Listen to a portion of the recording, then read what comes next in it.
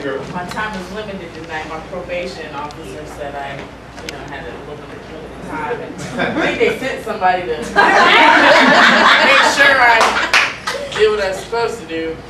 Don't say something I'm not supposed to say. So. Everybody's looking nice. Everybody, got their arts, and I like it. I like it. It's a couple guys out here though. There's a few more guys that came. Got Terrell over here telling his daughter, give him his money back. I'm like, the first thing you learn as a girl is don't ever give your money back.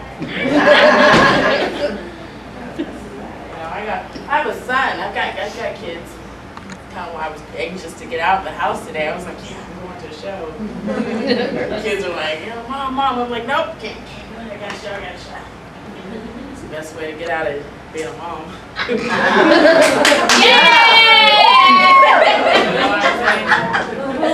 They're always like, Mom, you always got something to do. And I'm like, yeah, well, check me out on Facebook. My parenting skills are impeccable. Yeah, but my son, he told me the other day, Mom, you owe me $50. I was like, let's see. I was like, come here, little guy. He was like, what, Mom? I was like, boy, I slapped him 50 times. I was like, you owe me a placenta. Tell me I owe you $50. You owe me a lot. I got it. No, but I go to the grocery store and sometimes I'm like, hey, can I get a refund? Because these are defective. Gotta take them back. I had a bucket list. Having kids was on that bucket list. That one got trashed. So, I want to make love to a black president. Well, my time is running out. Make my way up to DC and get that bucket list started. I want to go to a strip mall. I want to sit on a bench and trip a midget. I don't know why that's on my bucket list. I just thought we started off with a laugh. I heard Jay-Z and Beyonce getting counseling or something. Trying to get a divorce and all this mess. They say she's messing around with her security guard now. You know what I mean? Hey, they're people just like we are. You gotta go, buddy. You and them lips. He got his butt whooped in that elevator, did he? Someone tore him a new one. He was out that elevator like this. I done messed up now. I wish somebody would. I can't do anything to anybody because I injured myself, so I hurt my pinky. When you hurt your pinky, you can't fight anybody. This is your pinky. You can't. I had to hire security. They're outside waiting to make sure I don't get in any kind of trouble or anything. My strong arm. He tells me to stay out of trouble. He doesn't like when I fight. It's okay. It'll be all right. But yeah, I've been doing comedy for about 5 years now. It's what I like to do. Hey, what's up? It's your girl Bless. You know me as Brandy Smith. You can find me on Facebook or Instagram for RE100. Representing, doing my poetry and my comedy for Arts Out Loud. You know what it is. Hit me up. Bless. Okay. This one's called Frontline. Now, caught up from behind, then I'm back on front line. High in the spirit, a spark was lit, now I'm a shine, giving life to my words for those seeking answers, leading blind to see truth is fabricated for profit.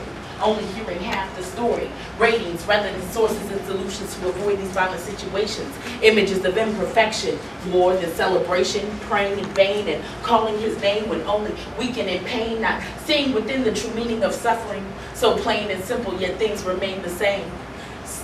From beginning and back again, history repeats itself and will again and again until it's understood that there's no one man above the rest that needs I bend and pray. One day we all hear, see, and say the same, walking together on front line, mothers and fathers, sons and daughters, knowing that judgment's not mine, not yours, but his almighty in the kingdom forever and ever.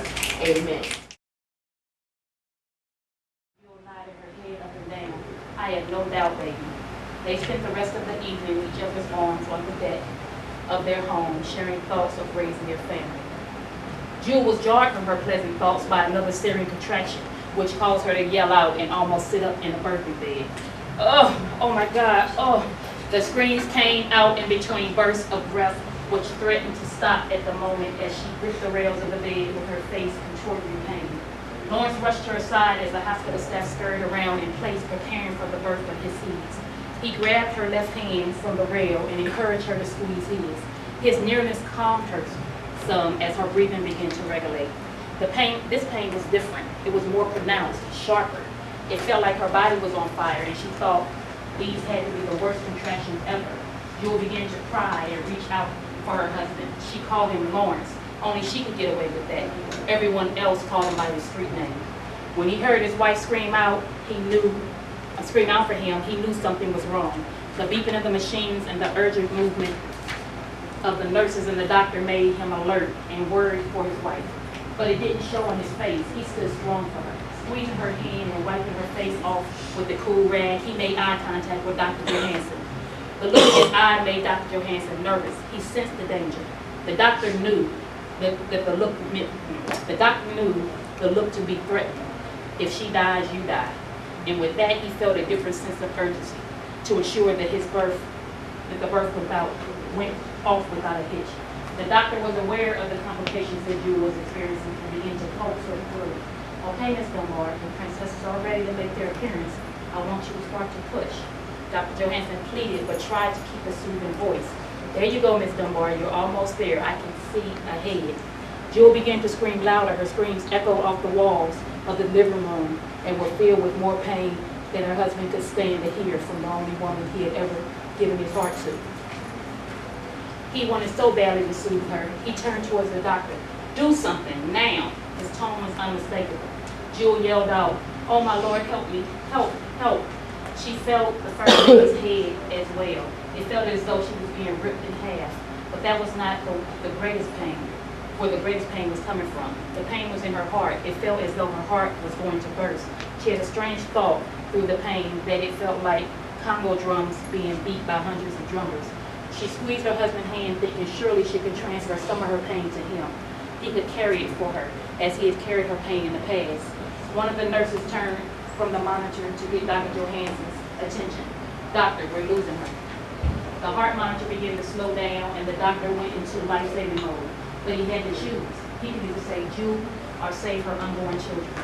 Despite the dangerous vibes that Dr. Johansson was getting from her husband, he was determined to act professionally, and Jewel was his patient. Dr. Johansson looked at her husband in a voice that belied his confidence. He said, Mr. Dunbar, you have to make a decision. Which one am I going to save? Your wife or your daughters?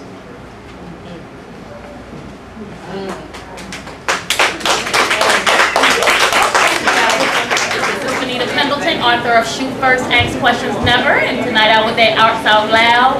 You can find me on Facebook at Fanita Moon Pendleton, Instagram at Fanita Pendleton, Twitter at Moon081471.